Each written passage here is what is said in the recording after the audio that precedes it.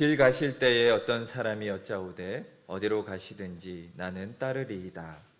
예수께서 이르시되 여우도 굴이 있고 공중에 새도 집이 있으되 인자는 머리 둘 곳이 없도다 하시고, 또 다른 사람에게 나를 따르라 하시니 그가 이르되 나로 먼저 가서 내 아버지를 장사하게 허락하옵소서. 이르시되 자들을 장사하게 하고 너는 가서 하나님의 나라를 전파하라 하시고, 또 다른 사람이 이르되 주여 내가 주를 따르겠나이다마는 나로 먼저 내 가족을 작별하게 허락하소서. 예수께서 이르시되 손에 쟁기를 잡고 뒤를 돌아보는 자는 하나님의 나라에 합당하지 아니하니라 하시니라. 아멘. 네, 오늘은 뒤돌아보지 말라라는 제목으로 말씀을 함께 나눠보기 원합니다. 자, 오늘 말씀을 우리가 잘못 오해를 하면 예수님이 가족을 이렇게 좀 소홀히 여겨도 된다라고 말씀하시는 것인가?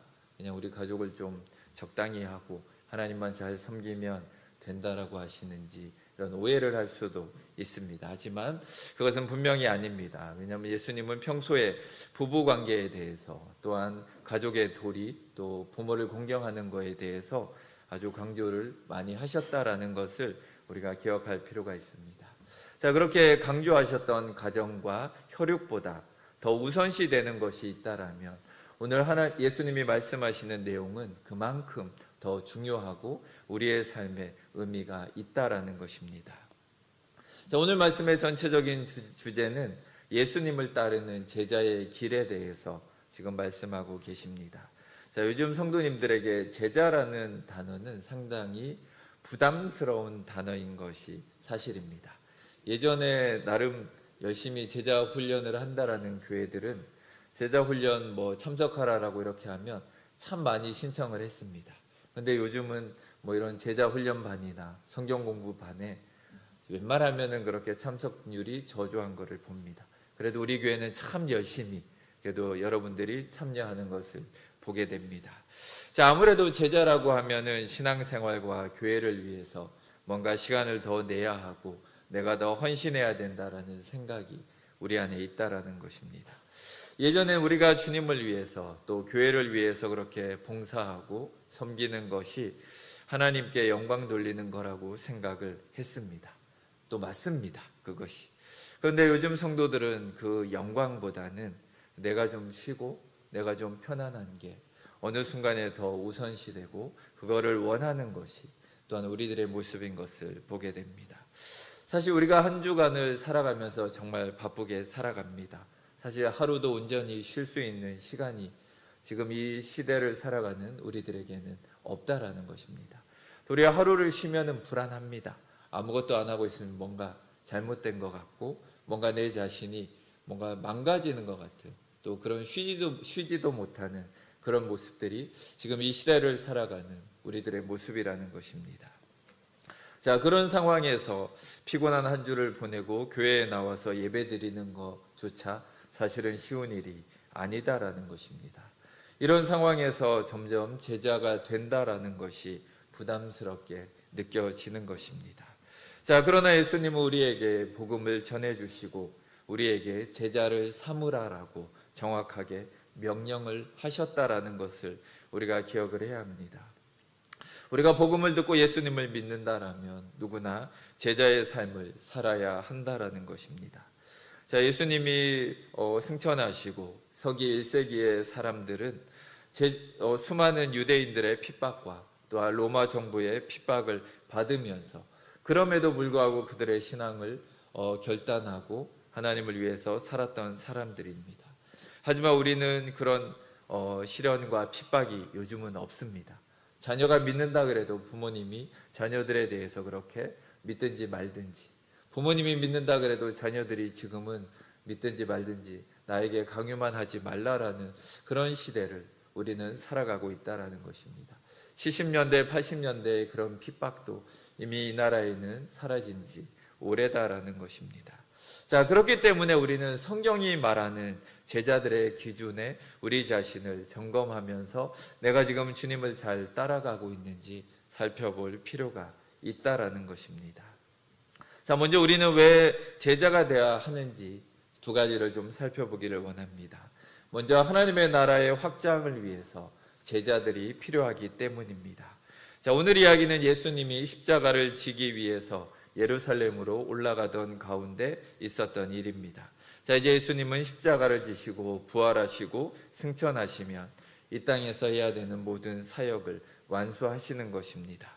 자, 이제 주님은 본래의 영광스러운 자리로 올라가실 준비를 하고 계십니다. 자, 이제는 남겨진 제자들이 복음을 전하고 또한 이 땅에서 하나님의 나라를 확장해 가야 하는 것입니다. 자, 그래서 예수님은 앞에서 12 제자들을 보내셔서 하나님의 나라를 전파하게 하십니다. 또한 본문에 이어서는 70명의 또한 제자들을 보내셔서 이들을 통해서 전도하는 그런 역할들을 감당하게 하십니다. 어쩌면 주님께 있어서는 복음이 온 세상에 전파되고 죄인들이 구원받는 것이 가장 시급하고 아마 중요한 일이셨을 것 같습니다. 자, 그렇기 때문에 주님은 모든 성도들이 다 제자가 되고 또한 이 세대에서 하나님의 나라를 확장시켜가는 그 역할들을 잘 감당하기를 원하시는 것입니다. 잠언 22장 29절에 이런 말씀이 있습니다. 내가 자기의 일에 능숙한 사람을 보았느냐? 이러한 사람은 왕 앞에 설 것이요. 자, 사람들은 누구나 세상에서 뭔가 능숙한 사람, 달인 같은 사람, 쓸모 있는 사람이 되기를 원합니다. 자, 주님은 우리들이 하나님 앞에서 그런 사람들이 되기를 원합니다.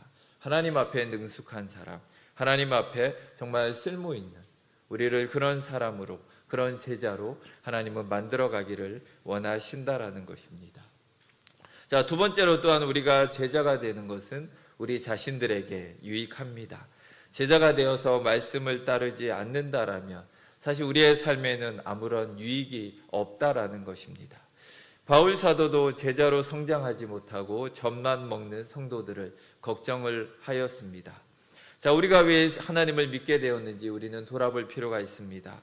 하나님 없이 살던 인생과 우리의 모습에 실망했고 희망이 없었기 때문에 우리가 예수님을 선택했고 예수님 앞에 우리의 삶을 맡겼던 것을 우리가 기억하기를 원합니다. 그런데 주님을 믿고도 여전히 예전처럼 살아간다라면 우리의 인생에 달라지는 것은 아무것도 없다라는 것입니다.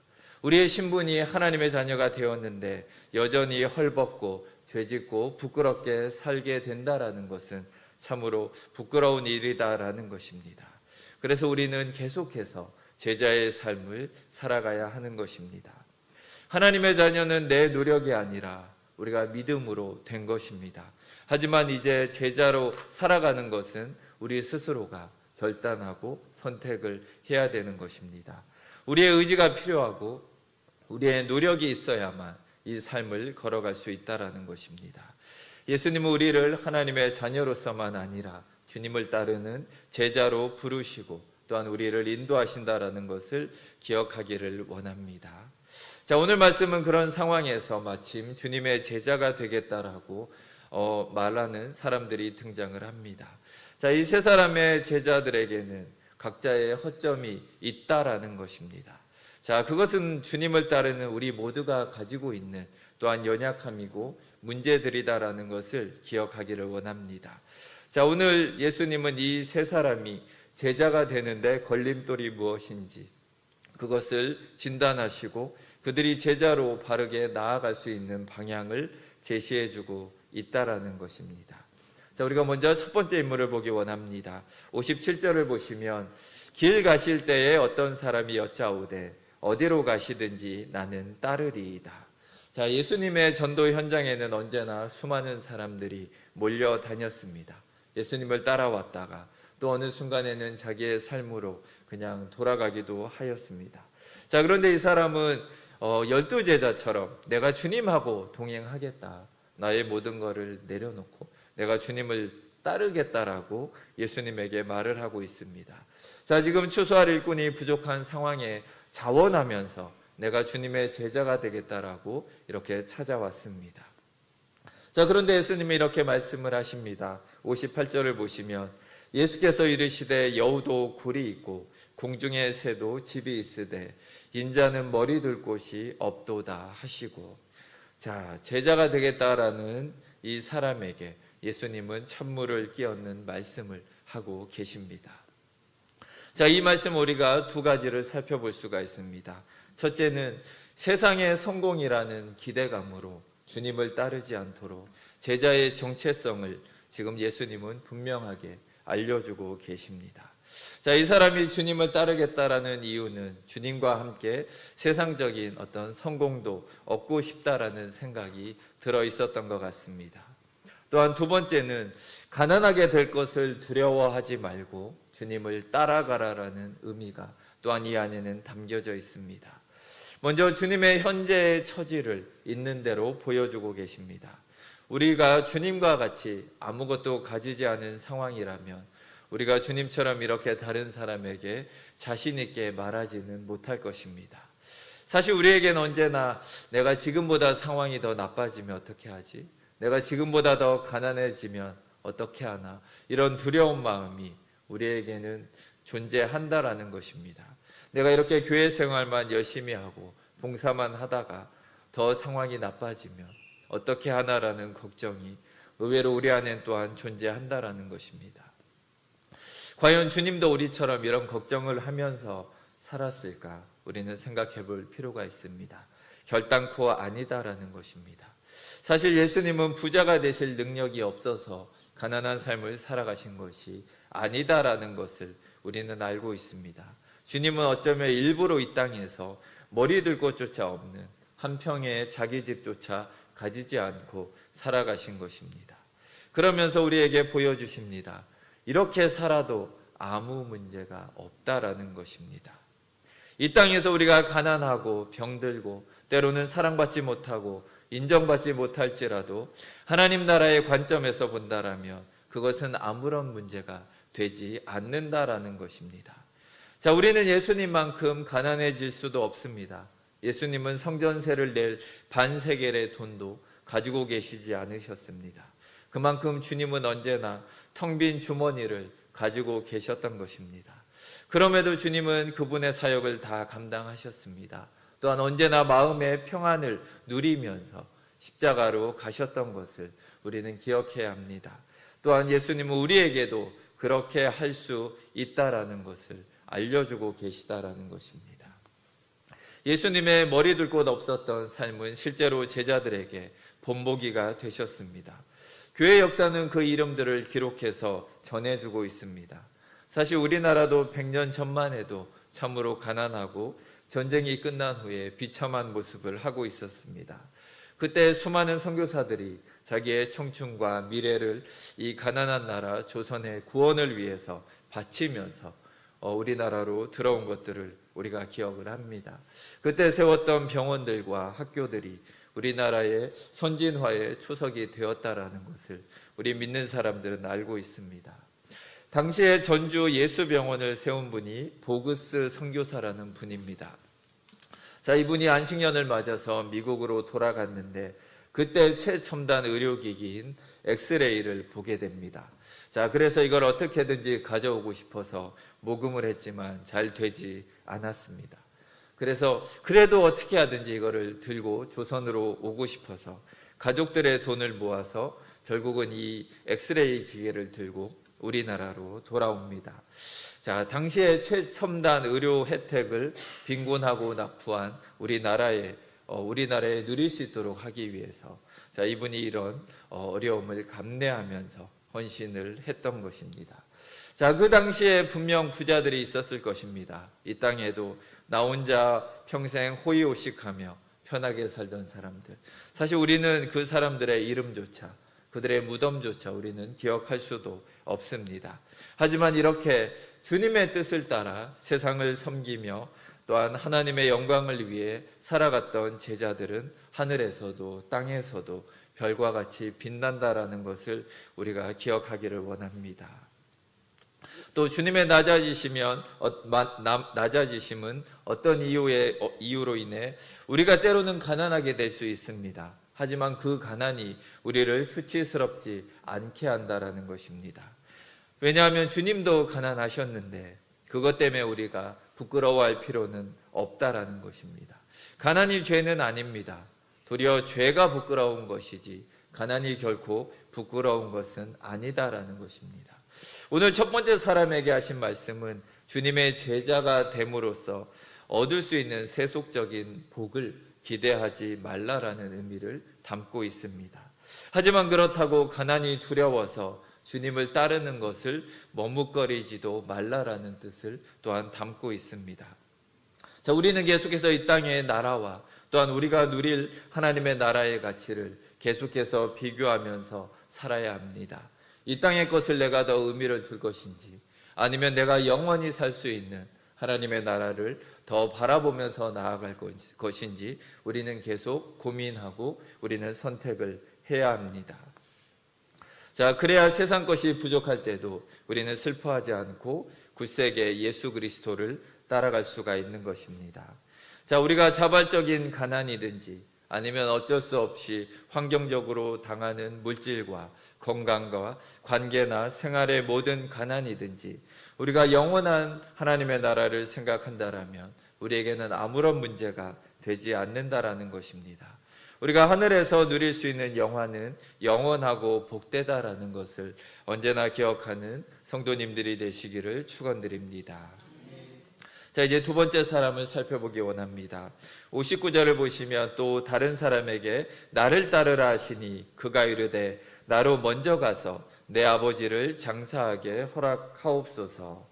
자, 마태복음을 보시면 이 사람을 제자 중에 한 사람이다라고 기록하고 있습니다. 자, 이미 주님을 따르는 믿음이 있었던 사람입니다. 자, 그런데 그에게 어떤 문제가 있었는지 주님께서 드러내고 계십니다. 자, 이 말을 통해서 제자로서 결단을 하기를 요청하고 계십니다. 자, 이 사람은 먼저 아버지를 장사하고 오겠다라고 얘기합니다. 그런데 주님은 이 사람의 문제를 다루십니다. 60절을 보시면 이르시되 죽은 자들로 자기의 죽은 자들을 장사하게 하고 너는 가서 하나님의 나라를 전파하라 하시고. 자, 왜 아버지의 장례도 허락하지 않으셨을까요? 자, 지금 이 사람은 예수님의 집회를 따라다니고 있습니다. 그렇다면 오늘 갑자기 아버지가 사망한 것은 아닐 것입니다. 또 당장 아버지가 위독한 것도 아닌 것 같습니다.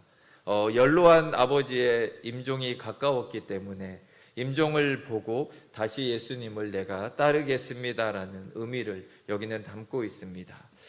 사실 성도님들 가운데도 이런 분들이 가끔 있습니다. 지금 내가 해결해야 하는 문제들이 있어서 지금은 교회를 열심히 다닐 수가 없습니다. 먹고 사는 이 문제가 좀 해결되면 내가 열심히 하겠습니다. 지금 사람과의 관계가 좀 정리가 되면, 내가 건강이 좀 좋아지면 그때 내가 예수님을 잘 믿고 잘 섬기겠다라는 분들을 종종 보게 됩니다. 사실 두 번째 사람이 그런 부류에 속한다라는 것입니다. 예수님은 우리에게 이런 생활의 문제들이 얼마나 무거운 짐인지 알고 계시다라는 것입니다. 해결되지 않은 문제를 가지고 있으면 우리에게 신앙생활을 함에도 불구하고 부담을 가지고 있게 된다라는 것입니다. 자, 오늘 말씀이 우리가 가족들에게 해야 하는 의무를 중요하지 않다라고 얘기하는 것이 아닙니다. 자, 우리는 돈을 벌어서 가족을 잘 부양해야 합니다. 자, 오늘 말씀은 가족을 위한 의무보다 주님의 일이 먼저다라는 뜻은 당연히 아닙니다. 그것이 아니라 죽은 자로 죽은 자를 장례하게 하라는 말씀은 생명을 살리는 일과 관계없는 일이라면 세상 사람들이 해결할 수 있도록 내버려 두라는 의미를 담고 있다라는 것입니다. 아마 이 사람의 경우로 본다라면 부친이 돌아가신 후에 재산 상속과 같은 문제가 남아있는 것으로 보입니다. 그거를 잘 마무리하고 내가 다시 주님을 따르겠다라고 말을 하고 있는 것입니다. 자, 하지만 그런 것을 기대하고 지금 주님의 일을 해야 할 기회를 놓치지 말라라고 주님은 얘기를 하고 계십니다. 사실 그렇습니다. 아마 이 사람도 두고 보면 장례를 치르고도 주님을 따르지 못할 또한 수많은 조건과 이유들이 계속해서 나타날 것입니다. 우리의 직장이나 사람 관계나 삶의 전부가 다 하나님 나라에 속한 것은 맞습니다. 하지만 어떤 일은 아무리 열심히 해도 세상 일로 끝나게 되는 일들이 있습니다. 우리가 아무리 열심히 직장에서 일을 해도 그것은 세상의 일로 끝나게 된다라는 것입니다. 자, 우리는 그런 것들을 잘 분별하여서 그 중에 주님의 제자로 성장하는데, 내가 하나님을 섬기는데 방해되는 것들이 있다라면 우리가 적절히 우리는 조절을 하면서 때로는 필요한 것들을 내려놓고 주님을 따라야 할 필요가 있다라는 것입니다. 정말 모든 것이 하나님을 위한 것이지만 때로는 우리가 잘 분별하여서 선택을 해야 하는 것을 기억하시기를 원합니다. 자, 이제 세 번째 사람입니다. 61절을 보시면 또 다른 사람이 이르되 주여 내가 주를 따르겠나이다마는 나로 먼저 내 가족을 작별하게 허락하소서. 자, 이 사람도 예수님의 제자가 되고자 하는 마음이 있었습니다. 그런데 예수님을 따라가기 전에 가족들과 작별할 수 있는 시간을 달라라고 요청을 합니다. 주님을 따르겠다라는 생각이 오늘 처음 든 것은 아닐 것입니다. 그럼에도 불구하고 아직도 결단을 못한 것은 집에 두고 온 가족들 때문이다라고 말하고 있습니다. 집에 있는 가족으로부터 떠나고 싶지 않은 마음이 그를 붙들고 있는 것입니다. 자, 이것은 사실 그들과 함께 지내는 편한 삶, 행복한 삶을 내려놓는 것이 쉽지 않다라는 것을 의미하고 있습니다. 하나님의 나라를 위해서 우리는 우리의 소소한 행복과 때로는 권리를 내려놔야 할 때가 있습니다. 그런 걸 내려놓고 주님을 섬기는 것이 결단코 쉬운 일은 아니다라는 것입니다. 사실 우리도 주님을 잘 섬기다가도 때로는 좀 그만두고 싶은 충동이 들 때도 있다라는 것입니다. 세 번째 사람은 가서 가족과 작별하고 돌아오는 것이 아니라 어쩌면 가족들의 만류에 주저하며 결국은 예수님의 제자가 되는 것을 포기할 수도 있는 그런 사람입니다. 자, 그런데 예수님은 그에게 단호하게 결단을 요구하고 계십니다. 62절을 보시면 예수께서 이르시되 손에 쟁기를 잡고 뒤를 돌아보는 자는 하나님의 나라에 합당하지 아니하니라 하시니라. 자, 많은 성도님들이 예수님을 믿어 보겠다라고 결단하지만 끊지 못하는 과거와 세상적인 삶에 항상 연연해 하는 것들을 때로는 보게 됩니다. 그래서 잘 믿는 것 같다가 다시금 뒷걸음질 치며 예전으로 돌아가는 그런 모습도 보게 됩니다. 마치 안 믿던 옛날이 행복하고 즐거웠고 뭔가 자유로웠던 것 같은 그런 착각에 빠질 때가 있다라는 것입니다. 하지만 성경은 분명히 우리에게 말씀을 해주십니다. 출애굽기를 보시면 출애굽한 이스라엘 백성들이 하나님의 백성으로 사는 게 싫다라고 불평을 합니다. 우리가 차라리 애굽에서 노예 생활을 했던 그때가 좋았다라고 고백을 합니다. 채찍을 맞으면서 굳은 일을 하면서 땀을 흘리던 그때가 지금 자유를 누리는 것보다 행복했다라는 고백을 하고 있습니다. 그만큼 세상이 때로는 재미있게 우리를 유혹한다라는 것입니다. 자, 그런 맛에 질질 끌려서 뒷걸음질하는 믿음이 되지 말고 앞만 보고 쟁기질을 하는 제자가 되어라라고 예수님은 말씀하고 계십니다. 쟁기질은 무엇입니까? 앞에서 소가 끄는 쟁기를 손으로 잡고 따라가면서 고랑을 파는 일입니다. 쟁기를 잡은 사람은 앞만 보아야 합니다. 그것도 눈앞의 앞을 보는 게 아니라 내가 가야 하는 마지막 그 목적지를 바라보고 나아가야만 직선으로 우리 고랑을 만들 수가 있는 것입니다. 자꾸 뒤를 바라보면 고랑이 엉망이 됩니다. 뒤를 보면은 뭔가 잘한 것 같지만 다 하고 나서 보면은 완전히 이상하게 만들어 놓을 수도 있다라는 것입니다. 결국은 뒤를 돌아보며 고랑을 만들면 엉망이 되고 맙니다.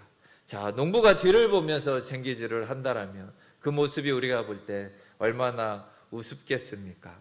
성도들이 자꾸 세상의 기쁨과 욕심과 안락함에 뒤를 돌아보면 밭을 잘 가는 주님의 제자가 될 수 없다라는 것입니다.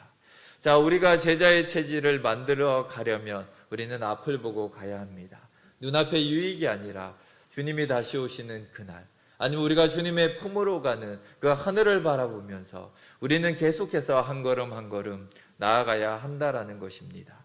우리 앞에 있는 말씀과 기도와 예배, 또한 찬양과 봉사와 전도를 따라가면서 하나님의 밭이자 우리 인생을 아름답게 경작하며 나아가는 우리가 제자들이 돼야 하는 것입니다.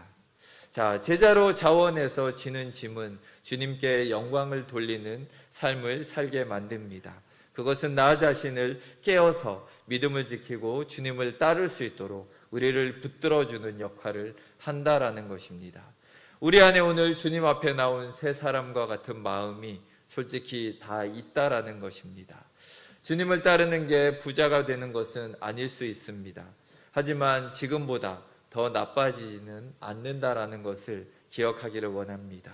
믿는 자에게 어떤 환경이든지 문제가 될 것이 없다라는 것을 기억하기를 원합니다.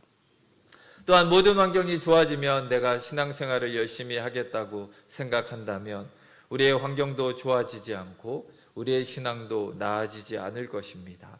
우리가 예수님을 따라간다라면, 잘 따르면 우리의 환경도 따라서 변화될 것입니다. 또한 안락해 보이는 세상과 죄의 요람을 더 이상 뒤돌아보지 말고 주님의 제자의 삶을 향해서 앞만 바라보고 주님의 제자로 나아가는 동작중앙교회 성도님들이 되시길 주의 이름으로 축원드립니다. 함께 기도하시겠습니다. 하나님 아버지, 감사합니다.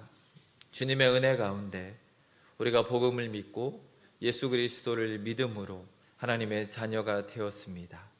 하지만 우리가 이 땅을 살아가면서 주님의 말씀보다 도리어 세상을 따라가려고 하는 그런 연약함들을 고백합니다. 하나님, 주님은 오늘도 말씀 가운데 우리를 깨닫게 하십니다. 우리 안에 어려움이 있을지라도 세상의 것보다 더 영원하고 또한 더 복되신 예수 그리스도만을 바라보며 한 걸음 한 걸음 이 신앙의 길을 걸어가게 하여 주시옵소서. 하나님, 우리가 고아처럼 혼자 걸어가는 것이 아니라 언제나 우리 안에 성령 하나님이 함께 하시며 또 우리 교회의 모든 성도님들이 함께 이 길을 걸어간다라는 것을 우리가 기억하며 한 걸음 한 걸음 주님만 바라보며 함께 손잡고 이 길을 걸어가는 동작중앙교회 성도님들 되게 하여 주시옵소서. 감사드리며 주 예수 그리스도 이름으로 기도드립니다. 아멘.